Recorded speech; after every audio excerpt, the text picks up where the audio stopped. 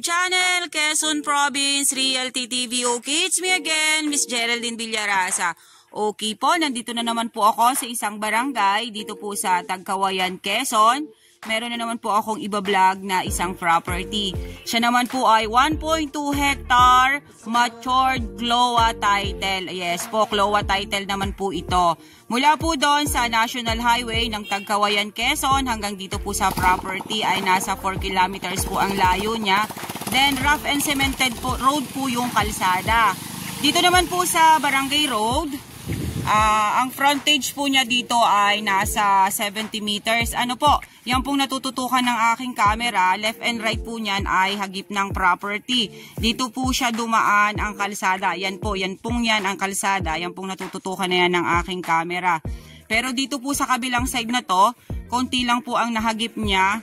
Ang pinakang kalakihan po ay dito sa side na to. Okay po, tara po at papasukin natin ang 1.2 hectare ng Tagkawayan, Quezon. Okay po, dito po muna ako sa bandang loob, papasok.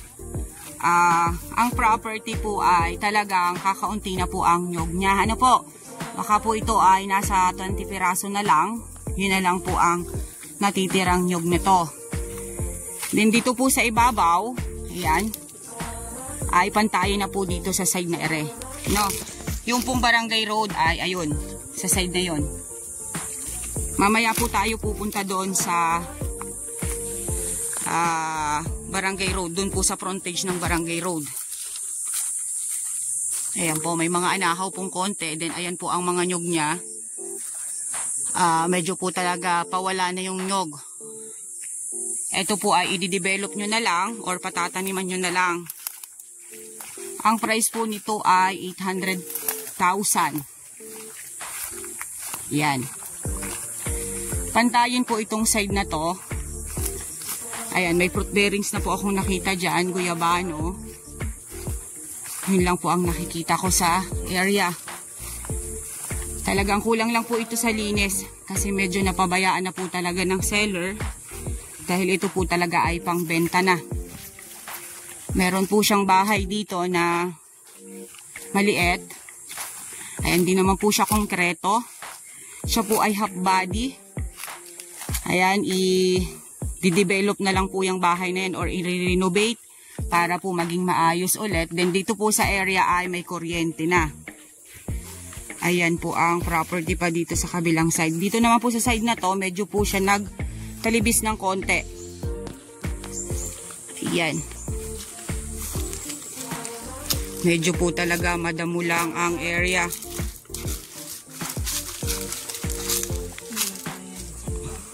Okay. May kasama po itong palayan sa ibaba. Ayan po siya, oh.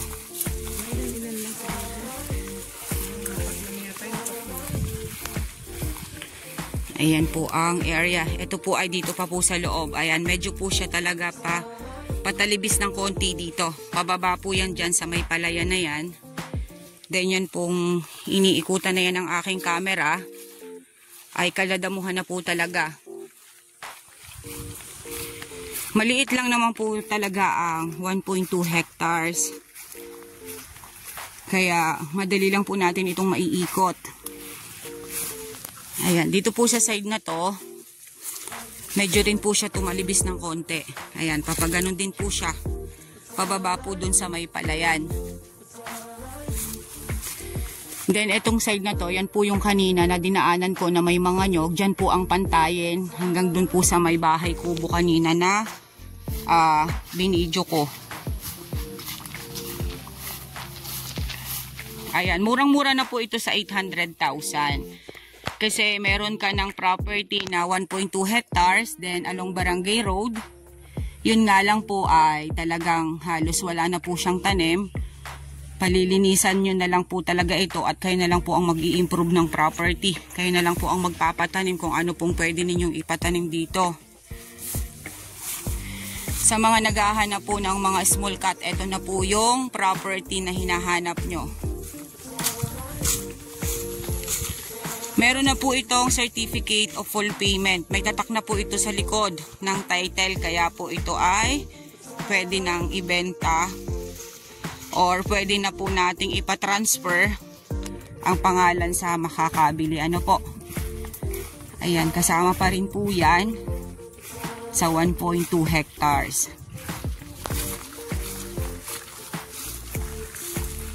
Ayan po sa part na yan, meron po siyang atis. Bali, dalawa din pong fruit bearings ang nakita ko. Atis at guyabano. Then, eto po, meron po ditong avocado sa side na yan. Yan lang po ang nakikita kong fruit bearings dito po sa area.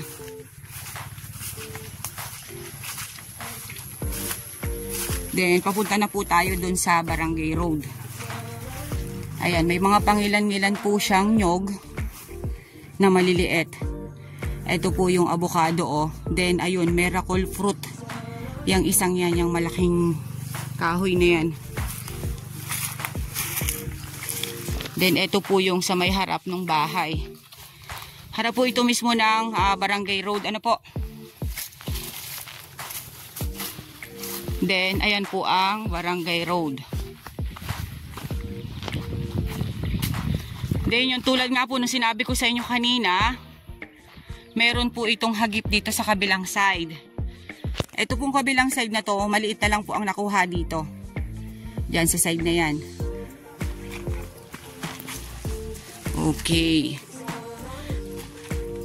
Nasa 70 meters din po ang frontage niya dito sa Barangay Road. Kaya medyo po mahaba din yung frontage niya. Yun nga lang po sabi ko po sa inyo, halos po wala na siyang tanim. Kayo na lang po mag-i-improve nung property. Madali naman na po yan. Ilang araw lang po napatabas yan. Then tatanim na tayo kung anong gusto nyo. Mga fruit bearings ba ang gusto nyong itanim dito? Lansones, rambutan, or yung kasing isa kong buyer ay kumuha siya ng property dito sa akin sa Tagkawayan. Tataniman po niya ng mangustin at saka durian. Yun po ang plano niya dun sa property na kinuha niya sa akin. Okay guys, sabihin niyo na po ang property namin. Dito po ito sa Tagkawayan, Quezon. 1.2 hectares along Barangay Road. Then mula po doon sa National Highway hanggang dito po sa property ay nasa 4 kilometers po ang layo niya. Then, meron na po siyang source of electricity. Meron din po siyang pakunti-kunting signal dito sa area. Then, 70 meters po ang frontage niya sa Barangay Road. Then, meron po siyang nahagip dun sa kabila na kaunti. Then, ang kalakihan po ay dito sa naiikutan to ng aking camera. Then, ang title po niya ay Matured Cloa. Yun nga po, sabi ko po sa inyo ay pwede na po siyang ibenta. Meron na po siyang certificate of full payment. Then, meron na rin po kaming hawak na certified true copy nitong property. Kaya po ito ay siguradong sigurado po na ito po ay registered na po talaga sa RD. Kumbaga po ay naka-encode na po ito sa RD. Ano po? Then, yung pong nasa title nito is patay na. May isa po siyang anak. Yun na lang po ang pipirma sa bilihan natin. Siya nga po pala. Sana mawala na yung sana bumalik na po yung estate tax para yung amnesty sa estate tax kasi talagang nahihirapan po ang ibang mga seller. Tulad po niyan, murang-mura po yung property na ibinibenta kasi yun nga po, may mga patay na po doon sa kanilang title. Then talaga minsan, ang ibang mga buyers ay pinasasagot po talaga ang estate tax sa mga seller kahit po murang-mura na nilang nabenta. Kaya sana naman po ay maibalik po ang amnesty kasi nakakaawa din po yung mga seller na nagbibenta na nga po ng property kasi nangangailangan po sila ng pera. Pero naibabayad lang po nila sa mga taxes nila na obligasyon po talaga nilang bayaran. Ano po, ako naman po ay hindi nangingialam sa ganung usapin ng gobyerno pero po sana po ay pakinggan nyo naman po ang hinaing ng mga nagbibenta ng lupa na sana po ay maibalik ang amnesty po ng estate tax. Okay po, once again po ako po ulit ang inyong site locator, si Miss Geraldine Villarasa. Muli po akong maglalambing.